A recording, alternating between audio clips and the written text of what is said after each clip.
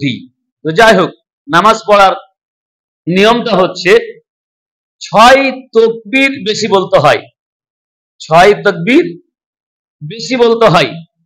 আমরা নিয়াত যেটা করি, আপনারা যে মুক্তাদি মুসল্লি, ইমাম তো মাশাআল্লাহ জানবেন, এটা ইমামদের জন্য বলছি না, আপনারা যারা মুসল্লি, যারা নামাজ পড়বেন, এটাই নিয়াত করবেন, নাওয়াইতু আন উসাল্লি লিল্লাহি তাআলা রাকাতাই সালাতিল ঈদুল ফিতর মা সিত্তাতি তাকবীরাতি ওয়াজিবুল্লাহি তাআলা ইত্তাদাইতু বিহাজাল ইমাম মুতাওয়াজ্জিহান ইলা জিহাতিল কাবাতিশ শরীফাতি আল্লাহু আকবার বলে নাভির নিচে সুন্দরভাবে হাতটাকে বাঁধবেন। তারপরে সানা সুবহানাকা আল্লাহুম্মা ওয়া বিহামদিকা ওয়া তাবারাকাসমুকা ওয়া তাআলা জাদ্দুকা ওয়া লা ইলাহা গায়রুক আপনারা পড়ে চুপ করে যাবেন। ইমাম সাহেব সূরা ফাতিহা পড়বেন না, সানা পড়ার পরে তাকবীর পড়তে হবে, আল্লাহু আকবার, আল্লাহু আকবার, আল্লাহু আকবার বলে ইমাম সাহেব হাত বাঁধবেন। অর্থাৎ সানার পরে 3 বার তাকবীর বলার পর হাত বাঁধবে নাভির নিচে। আমি জাস্ট যেভাবে বেঁধেছি এটাই হচ্ছে নামাজের তাকবীরে তাহরিমার পর হাত বাঁধার নিয়ম। ইমাম সাহেব সূরা ফাতিহা পড়বেন, তারপরে আরেকটি সূরা পড়বেন। যেভাবে অন্য অন্য নামাজে রুকুতে যান, রুকুতে যাবেন, সেজদাতে যান, সেজদাতে যাবেন, রুকু সেজদা সেরে তাসবিহ তাহলিল যা কিছু পড়তে হয় পড়ে ইমাম সাহেব আবার উঠবেন। উঠার পরে যথারীতি দ্বিতীয় রাকাত শুরু হলো, ইমাম সাহেব সূরা ফাতিহা পড়বেন।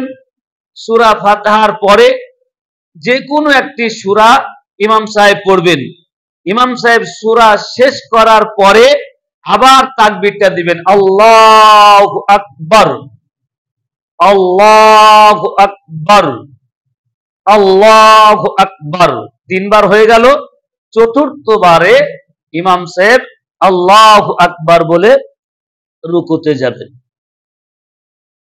রুকুর যে তাসবিহ, সুবহানা রাব্বিয়াল আযীম, সুবহানা রাব্বিয়াল আযীম, সুবহানা রাব্বিয়াল আযীম। তারপরে রুকু থেকে উঠবেন, রুকুতে উঠে সিজদায় যাবেন, শেষ বৈঠক যাহা কিছু করতে হয় ইমাম সাহেব করবেন। তারপরে ডান দিকে সালাম ফিরাবেন, বাম দিকে সালাম ফিরাবেন। নামাজ সমাপ্তর পরে খুতবা পড়বেন। আর বিশেষ করে একটা জিনিস আপনাদের ফলো রাখতে হবে, যেটা আমাদের ভুল হয়ে থাকে, খুতবা চলাকালীন কোন রকমের কথা বলা যাবে না, কোন রকমের কথা বলা যাবে না, পুরোপুরি এটা নিষেধ। খুতবা মানে ধরে নিতে হবে যে আমি নামাজের মধ্যেই আছি। তো খুতবার সময় আপনাদের অবশ্যই সতর্ক থাকতে হবে। যখন খুতবা চলবে, ইমাম সাহেব যখন খুতবা পড়বেন, খুতবা পড়ার পরে শেষ দোয়াটা অবশ্যই করে যাবেন। আর শেষ দোয়া করার পরে আমাদের মূল যেটা, সেটা হলো মুসাফা এবং কোলাকুলি, মহব্বতের সঙ্গে যেন আমরা সকলেই করে আমরা নিজ নিজ বাড়ি ফিরতে পারি। তবে ছোট্ট আরেকটা কথা বলে দিই, এক রাস্তা দিয়ে যাওয়া, অপর রাস্তা দিয়ে বাড়ি আসা, এটা হচ্ছে একটা সুন্নাতে রাসূল। এটাও যেন আমরা করতে পারি। আল্লাহ পাক আমাদেরকে সকলকেই তৌফিক দান করেন। আমরা যেভাবে সুন্দরভাবে শৃঙ্খলিতভাবে সিস্টেম অনুযায়ী প্রথম তারাবি থেকে নিয়ে আমরা শেষ তারাবি পর্যন্ত নামাজ পড়লাম, ঈদগাহে যাওয়ার পরে যেন আমরা সুস্থভাবে সুন্দরভাবে ঈদের নামাজ আদায় করতে পারি। আল্লাহ পাক আমাদের ঈদের নামাজকে কবুল করেন। সকলে আমরা বলি আল্লাহুম্মা আমিন।